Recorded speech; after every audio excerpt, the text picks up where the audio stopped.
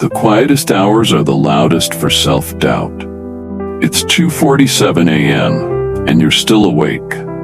Not because of coffee, not because of a noisy neighbor, not even because you're thinking about someone else. Tonight, what's keeping you up is you. Your own thoughts, your own silence. The way the ceiling becomes a mirror, and your mind won't stop replaying the day. The conversation you wish you'd handled differently. The work you didn't finish. The version of yourself you promised to become, but still haven't reached. And somewhere under all of it, this quiet voice whispers, "You should have done more. You should have been better. You're still not enough." That's the thing no one tells you about self-worth. It doesn't scream in public. It whispers in the dark. It doesn't wait until morning to show up. It knocks right when your guard is down, when the distractions are gone, and all that's left is the question, am I okay as I am? And when the answer feels like no, when you've tied your value to your output, your appearance, your performance, sleep stops feeling like rest. It becomes a battleground, a place where unspoken insecurities come alive, where shame creeps in wearing your own voice, where even in the quiet you can't find peace. But it's not your fault. You were taught to measure yourself, graded, ranked, compared, and now you do it without thinking, even at night, especially at night, when there's no one left to impress but yourself, and somehow that's the hardest person to please. So you stay awake, trying to solve a feeling, trying to outthink unworthiness, trying to earn a rest that should have never needed earning. But what if I told you this? The reason you can't sleep isn't because you're lazy or unproductive or behind. It's because your nervous system doesn't feel safe, and not from danger, but from your own inner judgment. And that's what we're going to explore tonight. How stress isn't just about external pressure, it's internal performance. How sleep isn't just about tiredness, it's about self-permission. And how your relationship with rest might actually reflect your relationship with your own worth. So before we go further, I want you to try something right here, right now. Take a breath, not because you should, but because you're allowed. Place your hand on your chest and just whisper, "I'm still worthy, even when I rest, even when I do nothing, even now." You don't have to believe it yet, just say it, because sometimes healing begins with a sentence your body's never heard in your own voice before. The link between self-worth and rest. Why feeling not enough keeps you awake. They say rest is a human need, but for many of us, it feels like a reward, something you have to earn, something that only comes after you've done enough. Enough work, enough fixing, enough proving. So when the day ends and you lay down, the body may be tired, but the mind won't stop. It whispers, "You could have done more. You should have handled that better. You're falling behind." And suddenly, the bed becomes a spotlight, a stage, where your worth is put on trial and silence feels like judgment. This is the hidden link between self-worth and sleep. Not just that stress keeps you awake, but that your very definition of enoughness has been hijacked. Somewhere along the line, you learned that value is measured by achievement, that worth is conditional, that rest is indulgent unless it follows productivity. And even when your body craves stillness, your mind resists, because deep down you've equated being still with being unworthy. It's not your fault. This message is everywhere. From school, where gold stars are given for output, not effort. From work, where hustle is glorified and burnout is normalized. From culture, where we admire the grind but rarely honor those who say no. So it's no surprise that when night comes, you don't know how to simply be. Stillness feels foreign because your nervous system has been wired for doing, for proving, for keeping up. And sleep asks for surrender, for softness, for letting go. But how do you surrender when your whole life has been spent bracing? How do you let go when no one ever told you it was safe to do nothing? This is why even high-functioning people can't sleep. Not because they're lazy, but because they're exhausted, and yet still afraid of what it means to stop. The quiet becomes unbearable because in it, the old lies get louder. You're lazy, you're behind, you're not doing enough. And if you've internalized those voices, sleep feels like weakness, like giving up, like failure. But here's the truth no one told you. Rest is not a break from your worth. It's the expression of it. You do not rest because you're weak. You rest because you're human. You rest because you deserve to return to yourself. Not just when you've earned it, but especially when you think you haven't, because that's when your system needs it most. So tonight, I want you to ask yourself something gently, not as an accusation, but as an invitation. What story am I telling myself about rest? Is it a story that says, I'm only valuable when I'm achieving? I have to prove I matter. I don't get to rest until I'm fixed. If so, you're not alone. But you're also not stuck, because stories can be rewritten, not all at once, not perfectly, but moment by moment, breath by breath. And it begins with noticing. Noticing when your chest tightens as you slow down. Noticing when guilt creeps in during relaxation. Noticing when you feel like you have to earn the right to sleep. Notice it, and then ask, softly, who taught me that? Was it a parent who never rested? A job that praised output over balance? A relationship that rewarded self-sacrifice? Whoever it was, whatever it was, you get to choose differently now. You get to create a new relationship with rest. One rooted not in earning, but in receiving. One rooted not in performance, but in presence. You get to say, I don't have to be more to deserve sleep. I just have to be. That's not laziness, that's liberation. How stress magnifies insecurity at night. The psychology of midnight self-criticism. There's something strange that happens at night. The same thoughts that felt manageable during the day suddenly feel overwhelming. That little mistake you made in a meeting now feels like a career-ending failure. The unanswered text from a friend turns into proof that they hate you. The unfinished laundry, the dishes in the sink, the late reply to your mom, they all pile up and start to whisper the same message. You're failing. Again. But why does everything feel worse at night? The answer isn't just emotional. It's physiological. When we're stressed, even mildly, our brain prioritizes threat detection. It leans into negativity because evolution taught it that fear keeps us alive.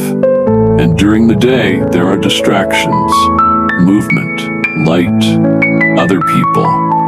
The noise of life dulls the internal dialogue. But at night, when things quiet down, your brain doesn't go offline. It turns inward.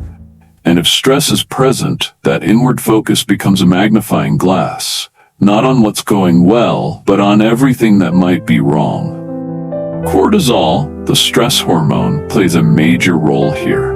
It typically peaks in the early morning and declines throughout the day, allowing melatonin, the sleep hormone, to rise. But if your system is dysregulated, cortisol remains elevated late into the night.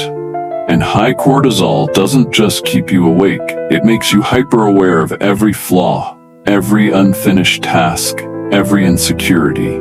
Your brain becomes a courtroom, and you're both the accused and the prosecutor. The worst part? Stress warps memory. It filters your entire day through a negative lens.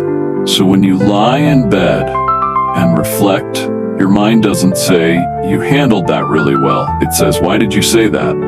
That was so dumb."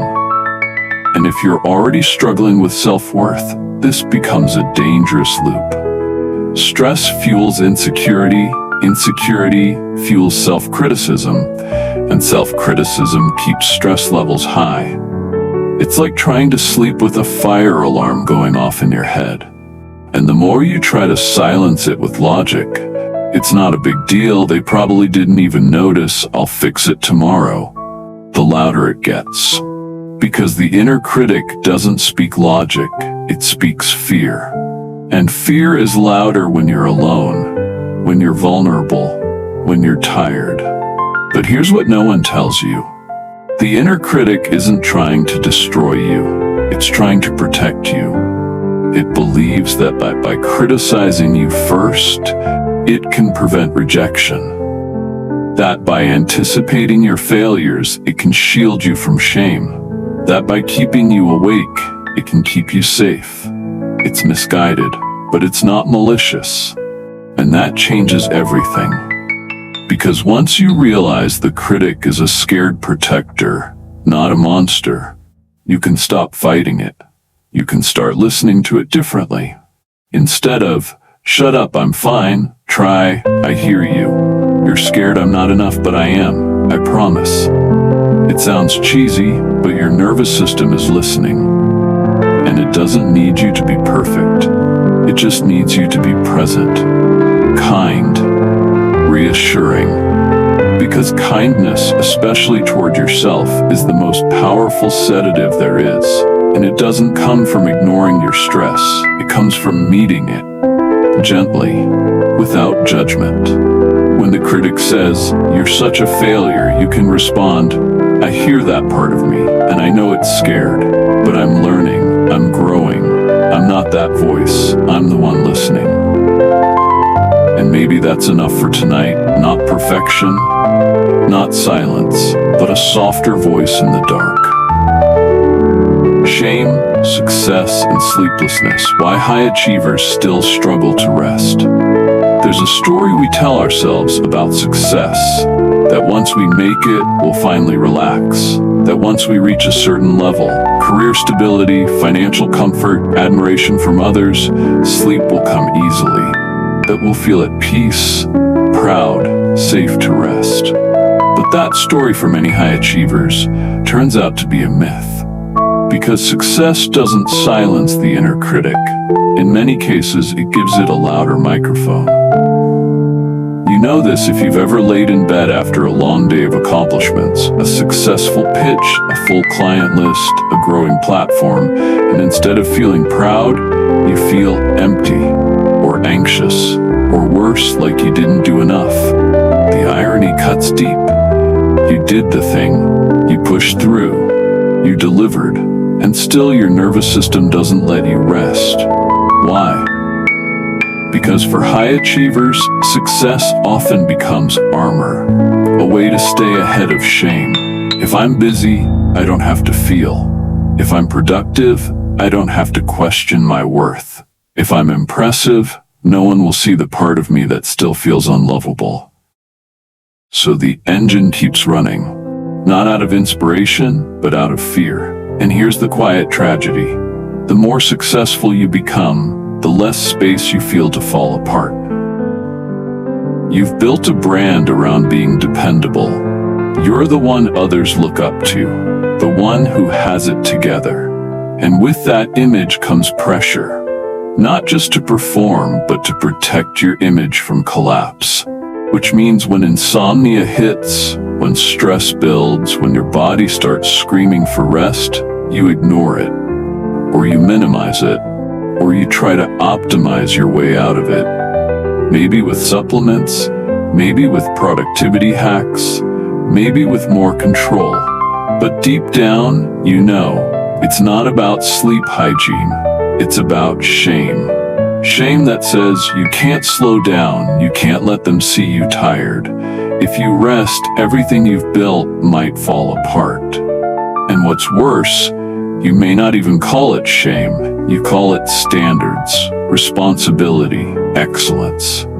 But it's shame, dressed up in discipline, hidden under perfectionism, and it follows you into the night where no one's watching and still says, "You're not enough yet." This is why high performers struggle to rest, because success didn't heal the wound. It just put a spotlight on it. And because so much of your identity is wrapped up in doing, the idea of being without proving, without producing, feels terrifying, boring, useless.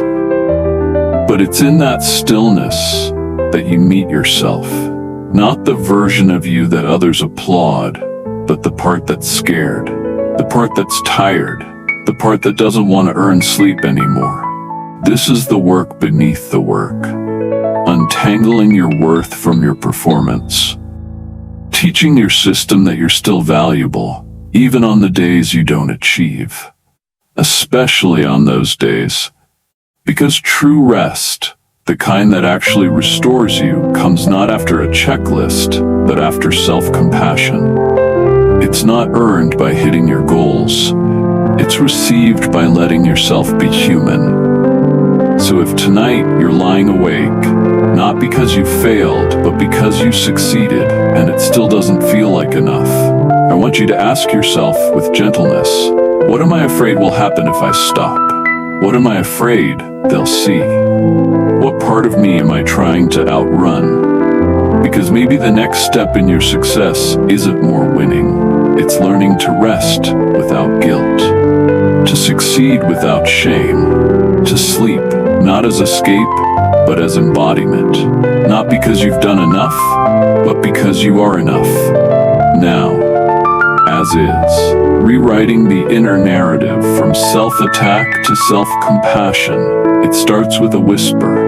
You're falling behind, you messed that up, you'll never get it right. You hear it so often, you barely notice anymore. It's the voice that narrates your days, especially your nights, and it always sounds so sure, so familiar, like it knows you, like it's telling the truth. But here's what no one taught you growing up. Just because a voice is loud doesn't mean it's right. And just because it sounds like you doesn't mean it's for you. That inner narrative, the one that keeps you awake at night, replaying mistakes, rehearsing criticisms, questioning your worth, didn't come from nowhere. It was shaped, handed down, rehearsed by parents, teachers, partners, systems. Somewhere along the line, you learned to motivate yourself by being harsh, by being harder on yourself than anyone else could be. It felt like safety, like control, like protection. But now, years later, it's hurting you, because that voice isn't just critical, it's chronic. And every time it speaks, your body believes it's under threat.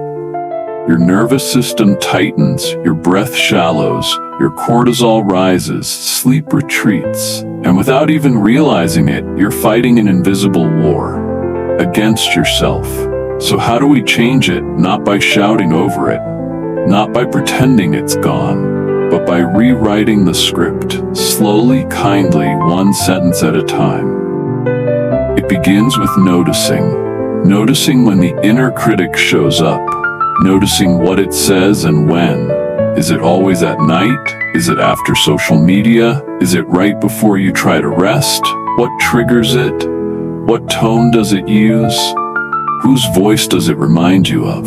This awareness is key, because you can't change what you don't recognize. And once you recognize the voice, you create a gap, a pause between the thought and your reaction. That's where compassion can enter. Compassion doesn't mean denial. It doesn't say everything's fine. It says, I see you, I know you're scared, and I'm not going to abandon you. Compassion speaks to the part of you that the critic tries to protect. The vulnerable, tender self that's still learning, still healing. So when the critic says, you're a failure, compassion says, you're human, and that's okay. When the critic says, you'll never get this right, compassion says, You're allowed to grow without perfecting. And when the critic says, "You don't deserve to rest," compassion says, "Rest isn't something you earn. It's something you're worthy of." It feels strange at first, like you're lying to yourself, because you're so used to punishment, to performance, to earning love. But self-compassion isn't about lying. It's about telling a new truth, one that your nervous system has never heard, but desperately needs. And here's the most powerful part. The more you practice this inner kindness, the more your body begins to relax. Your heart rate softens, your breath deepens, your brain releases oxytocin, the hormone of safety, and sleep becomes possible. Not because your life is perfect, but because you've stopped attacking yourself. This is the rewiring. This is the new narrative. It doesn't happen in a single night, but it begins the moment you pause after a cruel thought and ask, "Would I say this to a friend?" If the answer is no, say something softer. You deserve it, even now, especially now, because rest isn't a reward for being flawless. It's a return to the truth of who you are. Enough, even in your imperfection. Body-based self-worth repair, somatic practices to anchor safety and value. Sometimes words aren't enough. You can say all the affirmations. You can journal for hours. You can even understand intellectually that you are worthy. And still lie awake at night with your heart pounding and your chest tight, wondering why your body won't believe what your mind keeps repeating. That's because self-worth isn't just a story in your head. It's a sensation in your body. And when your body has spent years in fight or flight, bracing against shame, rejection, or the feeling of never being enough, it doesn't just let go because you told it to. It needs to feel safety, tangibly, physically, deep in the nervous system. That's where somatic repair begins. Let's slow it all down. Right now, wherever you are, maybe lying in bed or sitting quietly, I want you to gently place one hand on your chest and the other on your belly. Just feel the contact, the warmth, the weight. Let your shoulders drop just a little. Let your jaw unclench. Let your breath find you. Don't force anything. Just allow. Notice your breath. Is it shallow, high in your chest? That's okay. That's just a signal that your system is on alert. But we're not going to fight it. We're going to invite it to soften slowly through presence. Inhale slowly through your nose. Hold for 2 seconds.